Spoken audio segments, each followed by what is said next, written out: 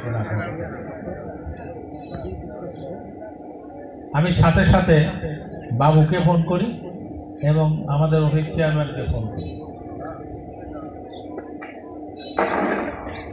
এখানে তারপরে আপনার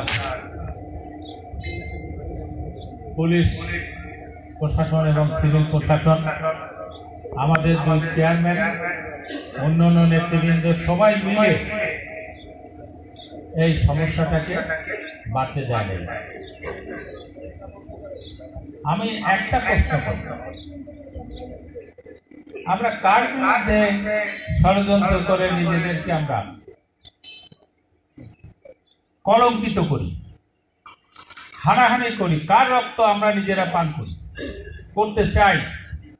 আমরা মুসলমানরা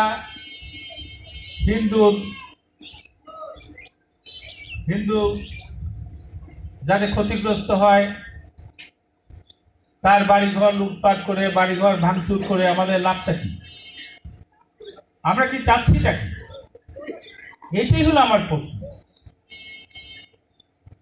আমরা সারা জীবন বংশ পরম্পরায় এই অঞ্চলে হিন্দু মুসলমান পাশাপাশি বসবাস করে আসছি। আমরা একজন আর একজনের অনুষ্ঠানে, ধর্মীয় অনুষ্ঠানই হোক আর পারিবারিক অনুষ্ঠানই হোক, আমরা অংশগ্রহণ করে তাদেরকে সহযোগিতা করছি।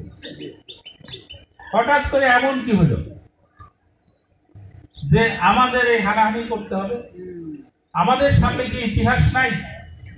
আমরা এগুলো দেখি না? আপনারা জানেন যে রামুতে, চট্টগ্রামের রামুতে এরকম একটা ঘটনা ঘটছিল। টেলিফোন হ্যাং করে এই ধরনের একটা ধর্মীয় উস্কানি দেওয়া হয়েছিল এবং সেখানে অনেক মানুষ ক্ষতিগ্রস্ত হয়েছে। বৌদ্ধদের গির্জা জ্বালিয়ে পুড়িয়ে দেওয়া হয়েছে। লাভটা কি হয়েছে? এখানেও এরকম ঘটনাই ঘটাতে চেয়েছিল। শান্তি তো মানুষ হয়েছে কি, আমরা শান্তিতে বেশি দিন থাকতে চাই না। শান্তিতে বেশি দিন থাকলে আমাদের মনে হয় শরীরের মধ্যে উদ্ভিদ শুরু হয়। আপনারা জানেন না, এক ধরনের মেয়ে মানুষ আছে, ওই সংসার করতে করতে ভালো লাগে না, সংসারে কাজ করতে চায় না, তখন স্বামী ধরে দুই ঘা দেয়, তারপরে আবার ঠিক মতো চলে। তো আমাদেরও অনেকেরই শরীরের মধ্যে উদ্ভিদ শুরু করে। এটা ভালো কথা না। আমরা এই জামালপুরে, এই মাসালিয়াতে বহুবার আসছি। আপনারা আমাকে এমপি 96 সালে এমপি বানানোর পরে আমরা এই রাস্তা করে দিতে, ব্রিজ করে দিচ্ছি, করি নাই? আপনাদের এই জামালপুরের বিভিন্ন জায়গায় আমরা রাস্তাঘাট করছি, বিদ্যুৎ দিচ্ছি, বহুবার আসছি আপনাদের এখানে। এই করোনার পর থেকে আসাটা একটু হালকা হয়েছে, কিন্তু আমরা কারা? আমরা হিন্দু মুসলমান সবাই ভাই ভাই। আমি কার মাথায় বাড়ি দেব? এই যে টেলিফোনে ফেসবুকে স্ট্যাটাস দিয়ে যে সমস্যাটা তৈরি করতে চাইছিল, এটা এক ধরনের মানুষ আছে যারা, আমি বলবো জামাত শিবির করে তারাই শুধু না, এক ধরনের মানুষই আছে খারাপ, এরা শান্তি চায়। এই ধরনের মানুষের উস্কানিতে আমরা কেন নাচবে? আমরা কেন মানুষের গায়ে আঘাত দেব? এখানে মানুষ চেষ্টা করছে, আমাদের নেতৃবৃন্দ চেষ্টা করছে, পুলিশ চেষ্টা করছে, তারপরেও কিন্তু যারা উস্কানি দিছে, তারা যে জামাত করে, তারা যে বিএনপি করে, শুধু তাই না, আমাদের দলের লোক আছে, যারা উস্কানি দিছে। আমরা কিন্তু প্রত্যেকের নাম জানি, প্রত্যেককে চিনি। এই উস্কানি দেওয়াটা সহ্য করা হবে না। আমাদের এলাকার মানুষ শান্তিতে আছে। আমাদের মাননীয় প্রধানমন্ত্রী আমাদের উন্নয়নের ছোঁয়া পৌঁছায় দিচ্ছে। আজকে প্রত্যেক বাড়িতে আলো জ্বলে, প্রত্যেকটা মানুষ পাকা রাস্তা দিয়ে হাঁটে। কি বলে? হ্যাঁ, প্রায় লক্ষণ দেওয়ার ওই অঞ্চলে মানুষও রাস্তায় হাঁটে, পাকা রাস্তা দিয়ে হাঁটে। রতন দিয়ায় ওই অঞ্চলের মানুষ, প্রত্যেকটি এলাকার মানুষ পাকা রাস্তা দিয়ে হাঁটে। আমরা চেষ্টা করছি আরো ভালো করার জন্য। আপনারা চাইছেন আমি রেলমন্ত্রী হওয়ার সাথে সাথে জামালপুরে স্টপেজ চাইছেন, আমি স্টপেজ দিয়ে দিই। আরো সুযোগ সুবিধা আমরা সৃষ্টি করতে চাচ্ছি।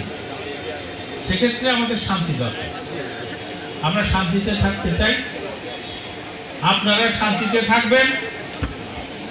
জননেত্রী শেখ হাসিনার নেতৃত্বে আমরা আপনাদের উন্নয়ন দেব। আপনারা কারোর কথায় কান দেবেন না। আমি কিন্তু বলছি, যারা যারা এখানে জ্ঞানদান সৃষ্টি করার চেষ্টা করছেন আমরা তাদের চিনি। আমি এসপি সাহেবকে বলছি, ডিসি সাহেবকে বলছি যে এইগুলো কোনোভাবে সহ্য করা যাবে না, কোনোভাবে না। আমি তো ঢাকা থেকে ওদের বলছি, আমি ওহিদের পর রাগারাগিও করছি, কারণ ওহিদ আবার পাংশার জামাই, আমি জামাই বলি তার।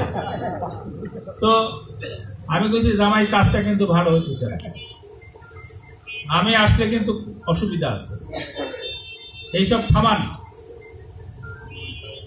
তো যাই হোক, আপনারা তো অধিকাংশ মানুষ হলো শান্তির পক্ষে।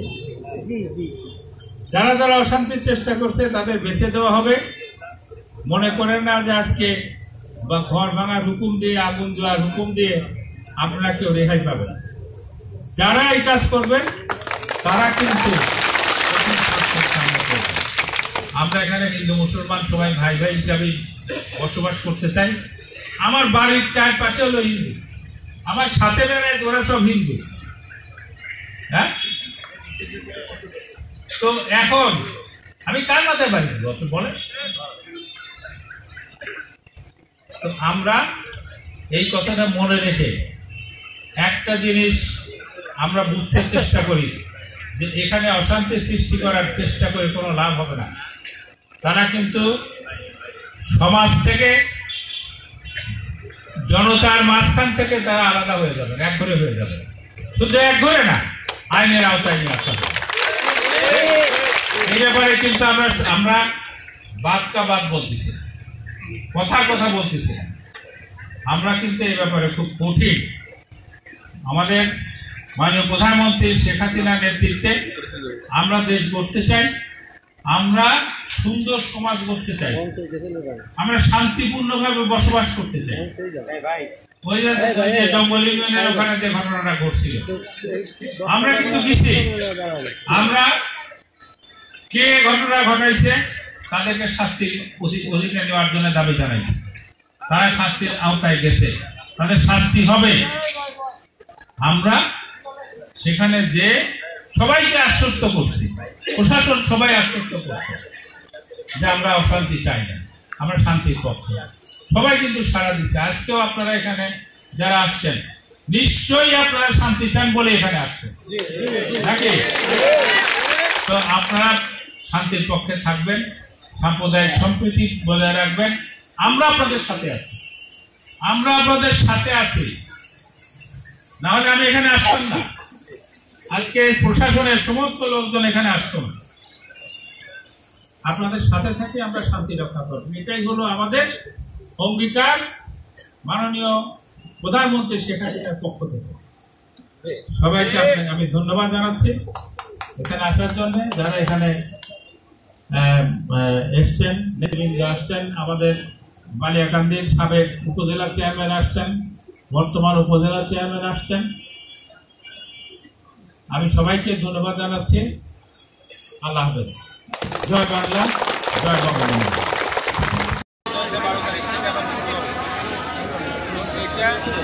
আপনাদের নিউজ করতেন, সাংবাদিকদের নিউজ করতে বাড়িতে সুবিধা দেওয়ার জন্য এটা করা হয়েছে। এটা আপনাদের কল্পনা করতে দ্রুত একটা খবর আপনারা ছাপাইছেন, এটা আসলে সঠিক না। কল্পনা দিয়ে কোনো কিছু হয় না, বাস্তব নির্মাণ করা যায় না। এই ধরনের মানে বাস মালিকদের সুবিধা দেওয়ার জন্য রেলের কেউ বসে নাই। যদি কেউ এই ধরনের কর্মসূচিতে লিপ্ত হয়, সে রেল থেকে তাকে তার জন্য শাস্তিমূলক ব্যবস্থা নেওয়া হবে। আর ঈদে এবার আমাদের পরিকল্পনা গতবারের মতোই আমরা সম্পূর্ণ নিরাপদে এবং সুন্দরভাবে যাত্রীদের পৌঁছায় দেবো তাদের বাড়িতে ঈদ করার জন্য, এবং ইনশাআল্লাহ আমরা সাফল্যের সাথেই তাদেরকে আবার তাদের কর্মস্থলে ফেরত দিতে হবে। সবাইকে ধন্যবাদ। আমি তো বলছি, আমরা যে ট্রেনটা রাজবাড়ী থেকে ভাঙা হয়ে ঢাকাতে যেতে, এটা আমরা তো অতিরিক্ত ট্রেন দিচ্ছি, আমরা ফরিদপুরে থামাবো, কিন্তু খানখানাপুর এখনও এরকম কোনো পরিকল্পনা আমাদের নাই। মাননীয় মন্ত্রী, মাশালিয়ার বর্তমান পরিস্থিতি তো আপনি আজকে অবজারভেশনে এসেছেন, তো এখানকার আসলে পরিস্থিতিটা আপনি আসলে কি দেখলেন, এই বিষয়ে একটু যদি বলতেন। এখানকার পরিস্থিতিটা এখন তো ভালোই মনে হলো। আমাদের পুলিশ প্রশাসন, আমাদের সিভিল প্রশাসন, আমাদের চেয়ারম্যান সাহেবরা, আমাদের নেতৃবৃন্দ সবাই মিলে এটাকে ট্যাকেল করার চেষ্টা করছে। একটা জিনিস বুঝতে হবে, হিন্দু মুসলমান তো কথা না, মানুষ হলো তো সবচেয়ে বড়। আজকে যদি একজন মুসলমান রোগীর রক্তের প্রয়োজন হয়, কোনো মুসলমান পাওয়া যাচ্ছে না, সেখানে একজন হিন্দু লোক পাওয়া গেল, রক্তের সাথে তার মিল আছে, তখন কি সে রক্তটা নেবে না? তার বাঁচার জন্য কি রক্তটা নেবে না নেবে না? যদি নেয়, সেখানে যদি বাধা না থাকতে পারে, তাহলে এইসব ধর্মীয় বিধাবিধান সত্যের মানবতার অন্তরায় করে। সবার উপরে মানুষ